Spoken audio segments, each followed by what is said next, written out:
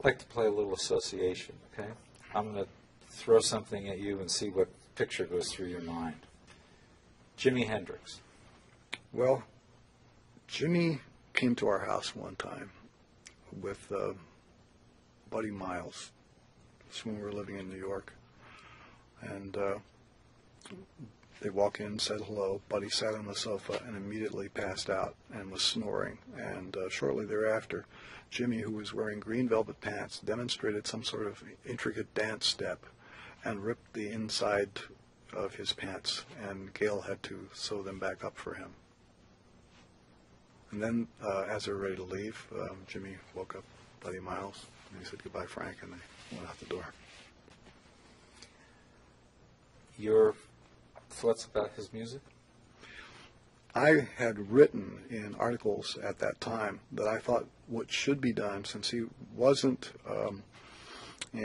musically literate, he couldn't write it down himself, that he should be put in some sort of working relationship with somebody who could write his ideas and have them scored for instruments other than the electric guitar. And I think that would have been something worthwhile to do, but he was too busy doing other things to ever sit down and take that approach. Yes? Change tape. Okay.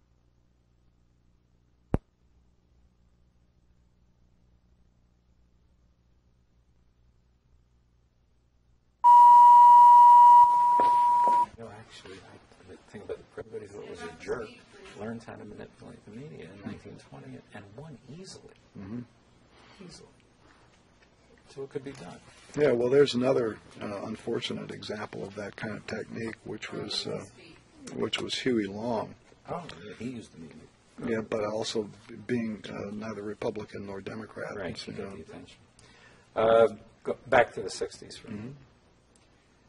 1968, the assassination of Martin Luther King. And I appreciate if you could use their names in the answers, your memories. Yes, I remember when Martin Luther King was assassinated, and it was just another one of those things that made me worry about the sanity of the people in this country and the sanity of the policies and why something like that should have to happen. Any kind of an assassination, it's just so pew. And that was April, and then in June, Bobby Kennedy is assassinated. Yeah, it looked like a trend, didn't it? Maybe using the Kennedy assassination as an interesting answer. Well, then you get the Bobby Kennedy assassination. It starts to look like a trend. I mean, anybody who thinks that these were isolated incidents, just isolated crackpots, I see a trend. I see a mysterious hand behind all this. I don't want to sound like a conspiracy theorist, but I think that it's been the idea that the possibility that certain types of conspiracies have existed in American politics, just because they've existed before, would allow you to project that they could continue to exist to this day. UFOs. I saw one once. I think they're out there. What they are, I don't know. Something's out there? Well, I believe that something is out there. I think that those things that you see in the sky are only one small manifestation of a whole wide range of phenomena that people haven't properly named or have attributed the wrong source to. To automatically assume that everything is the work of an extraterrestrial intelligence, I think, would be a mistake. To automatically assume that things that you can't understand are supernatural occurrences, I think that's a mistake. I think that because physics as a science is so imperfect, that we may discover eventually that some of the more baffling things that we experience as phenomenon will later be described in very precise terms using tools which we don't have now, but which will be developed later to give more rational explanations for stuff that is too scary. Should we be reaching to connect to other planets, other civilizations, other beings? I think that the idea of space exploration is worthwhile, but I think that to pursue it just because we want to connect with a race of superior beings with this, superior intellect, who will then come down and bestow wisdom on this particular race is a mistake.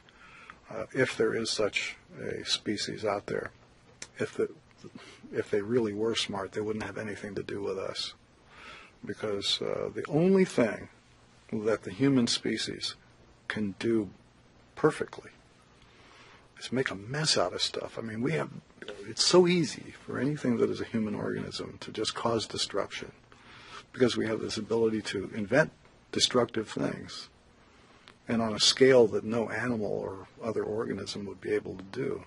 We can project the worst part of our nature over such vast areas because we have the ability to do that. So I should think that if we ever connected with a superior intelligence someplace, he would probably do the rest of the universe a favor by blotting out all human life on this planet as quickly as possible before we get so skillful that we can spread the bad things that we do to other environments. So maybe the best thing is to find these people, because we'll spend a lot of money and we'll go out there and we'll get the superior intelligence and think that he's going to help us out, and he will, just by blowing us up. 1969, Man on the Moon. I watched that. I watched The Man on the Moon on a little screen this big on this cheesy little TV set in my kitchen. And the picture was bad enough if you saw it on a good set, but you can imagine what it looked like on this little thing. But it was still very exciting. I thought it was great that we were able to do it. And it's unfortunate that all the governmental policies that we are reaping today have put this country into an economic state where it is not likely we are going to experience any scientific extravaganza of that magnitude for a long time to come. Man on the Moon costs a lot of money, but it did put a lot of people to work, and it did make the country feel special for a minute. I thought it was a good thing.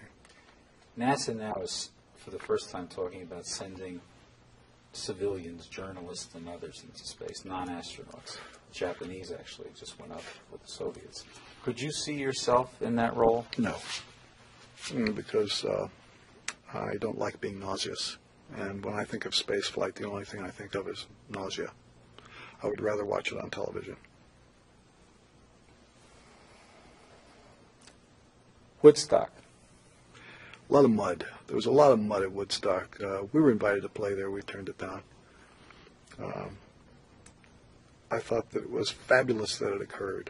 I think that it was an important social event in the social history of the United States. It was important. Musically, phooey. Big change in your lifetime. The sexual revolution. Well, the sexual revolution was another one of those things that I would put in the same category with the social scene in Los Angeles that took a long time before the national media discovered it. Because part of what was going on in Hollywood at the time that Vito and that crowd were running around, you could easily categorize that as a full-blown sexual revolution. I mean, Los Angeles was a fantastic place to get laid in. Plenty of variety, and, it was great. And it was, going on long before they started talking about it in the 70s. Artistic freedom. What about that? I mean, what do you want me to say about artistic freedom, huh? Well, sexual revolution, Jimi Hendrix, artistic freedom, things that we've wrestled with in this century, in your lifetime. We've just seen a lot of it in the last year. How important is it? Well, I think it's important. I'm going to ask you to repeat what it is because I'm not. Okay. Artistic freedom, well, I think it's important. The problem with artistic freedom is it's being stamped out in the United States. It's one of those things that seems to be a high priority for the types of administrations that we've been having recently.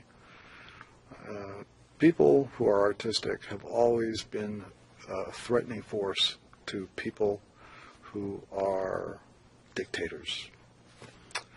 And even though we call this country a democracy, it's turning out to be more and more a candy-coated dictatorship.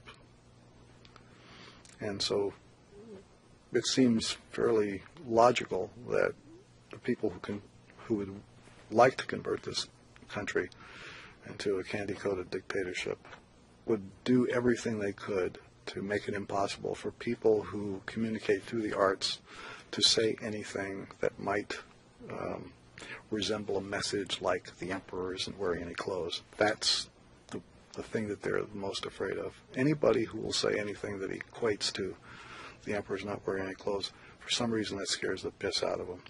And so they do everything they can to stamp it out. And we've seen a growing trend toward this since 1985 with the emergence of the PMRC to try and put a clamp on what is said in rock records. And now, lo and behold, the Motion Picture Association of America has finally woken up briefly to smell the coffee. They've just realized that in 46 of our states, there are over 300 different pieces of legislation designed to create regional or local censorship boards to control motion pictures. Suddenly, they realize that they go, ow, now. Because if all of these pieces of legislation succeed, they will no longer be able to release the blockbuster hit. They can't do a mass release with 2,500 prints all over the United States and make $50 million in a weekend, because if one little jerk in one little community can keep that film from going into the theaters in that area, they're going to lose billions of dollars. And it is finally, it had to come to that before Jack Valente would make a statement that, oh, there's something wrong. I mean, they didn't come out and make any statement that would help the recording artists when the struggle began with the rock musicians. But now they're feeling the pinch, and I wonder what's going to happen with them. In a democracy, are there any controls that are valid over artists? No. Why? Why does an artist need to be controlled in a democracy? In a democracy, everybody gets to say what's on their mind. Now, the problem with a democracy is, and I've been having just nightmares about democracy recently, because within the last few years, I've become more and more interested in getting people to vote and register and do all this stuff. I've been active in that, and I'm going, yeah, let's get democracy going. And I'm going, wait a minute, we've got a big problem. Because you can't really have a democracy. If one man's vote equals another man's vote, then one man's education has to equal another man's education, so that people have not only the basic machinery to assimilate the data from which they will draw their conclusion and cast their vote. I mean, you have to have that as a basis for a democracy. And when you have a society where too many people can't read or write, how can you say, you know, we all have an equal voice in the government? And when certain candidates don't have access to the information dispensing machinery without paying millions upon millions of dollars, that limits the dialogue quite a bit for anyone who doesn't agree with the sitting administration, or especially with the Republican Party. And not to single them out as the biggest evil that ever befell the United States, but recently they've come pretty close, simply because in the communist system, if you are a party member, even though they talk about we're all equal, we're brothers, you know, it's all supposed to be, you know, evened out, it's not. Party members have perks, they have special treatment, and they get it right. If you are a member of the Republican Party in the United States, the treatment resembles very much what happens in the Soviet Union if you are a Communist Party member. Certain things will not happen to you. Certain things can be done for you. In fact, if you can imagine this, I received in the mail, even though I am a registered Democrat right now, that may not last long, I'm going to shred that, I got this blue card. I was even going to bring it today. This blue plastic card that says I am a member of the Republican Party. blue plastic, like a credit card, gold embossed, eagle, the whole business, a serial number. It was just like, a Communist Party thing. So I'm saying, well, what would a guy do with a thing like this? Show it to a policeman in case he was going to get a ticket? What do you do with this? It's an influence peddling kind of a scheme. I recall throughout the 80s receiving fundraising mail from the Republican Party that was basically an invitation to participate in insider trading. And it went like this. How would you like to join the California Golden Circle? You pay $2,500 to get in, $1,500 a year in dues. Now here's what you get. Advance notice of upcoming legislation, invitations to dinners and social events. Can't quote it exactly, but I'm getting pretty close to the letter. That will be attended by the people from California who do the business, who really make the deals. So in other words, if you pay, you're going to be invited to these dinners where you get to sit next to these people who make the big deals. And it's like inviting me to join that club. It's baffling. Then I get another letter. That one was signed by Claire W. Bergner. And I got another letter inviting me for $2,500. I could go on this junket to Washington, D.C., where I get to attend a series of luncheons and dinners with D.C. political luminaries. And they give you a list, and you are supposed to check off on the list who you want to be seated next to at these luncheons. And then there's another box you had to check off that said, it's always possible that the president himself will come to one of these, so we need you to give us permission to run a security check on you and just authorize here. There's something weird about doing politics, mail-order politics that way, and inviting people to get the edge on a business competitor by joining a certain political party, paying money. And to carry this to the most ridiculous extreme, at the point where George Bush takes office, I remember being on a plane in Europe and picking up the International Herald Tribune and seeing a front page article about the distress of career diplomats at being stepped over by all of these political appointees that Bush had put in as the main, consuls and whatever all over the world. But basically these were people who couldn't speak the local language, had no knowledge of diplomacy, but had given $300,000 or more to the campaign. And throughout the last decade, you see examples, where influence peddling, a dollar equals, so many points towards your career as a diplomat. What do you do with that? How can you have confidence in government anymore? And then you look at the media, and they just look the other way. Yes. Basically, the question or the trigger is simply this. To most of us, the surprise of our lifetime. None of us expected to see the wall come down and communism fade. Your feelings? I expected the wall to come down. I knew it was going to come down. I'd even given concrete proposals on how to bring it down with class, and had spoken to various people in different places that led me to believe it was going to come down. I knew it was coming down, and I watched it on television. I was delighted.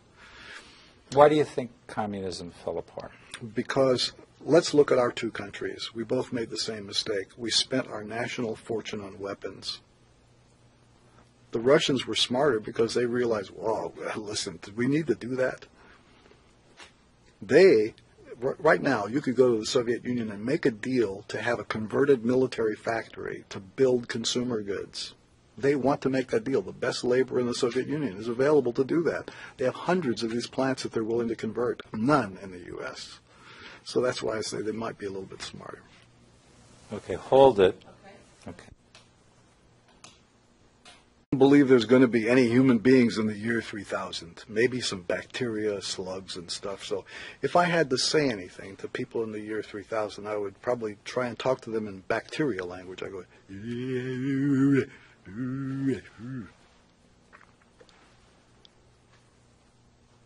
cut. Fine. It's fresh. No, we have not had that message. It's wonderful contrast. Thank you, Frank, very much. I really enjoyed it. I hope it was painless. As I said, I tried to be giving you the room you were looking for, and we will get you a 3/4 and.